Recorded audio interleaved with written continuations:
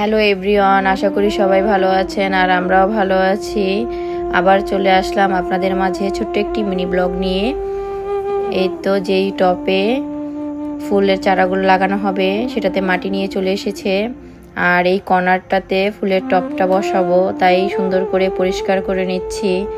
কথায় আছে না, একটু যত্ন, এক মুঠো মাটি আর অনেকটা ভালোবাসা, এই তিনটুকুই যথেষ্ট বাসার কোণায় রঙিন ফুল ফোটাতে।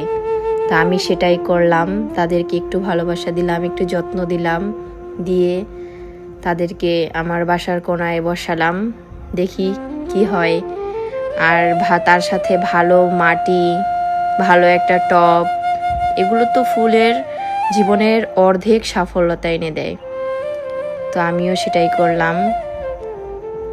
এই তো গাছগুলো লাগিয়ে ফেলছি।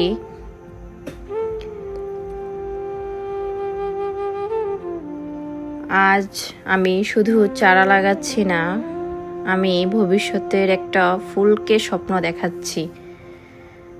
সেই সাথে আমাদেরকে একটু ধৈর্য ধরতে হবে, কারণ গাছ শেখায় ধৈর্য। কারণ ফুল ফুটতে সময় লাগে, কিন্তু অপেক্ষার ফল অনেক সুন্দর হয়।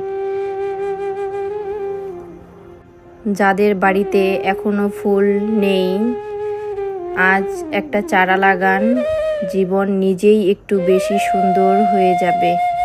এই ছোট্ট কুড়িটাই প্রমাণ, ভালোবাসা কখনো বিফলে যায় না। তো আমার ছোট্ট ফুল চারাগুলো, ছোট্ট বাগানটা কেমন লাগলো অবশ্যই জানাবেন। পুরো ভিডিওটা দেখার জন্য অসংখ্য ধন্যবাদ সবাইকে।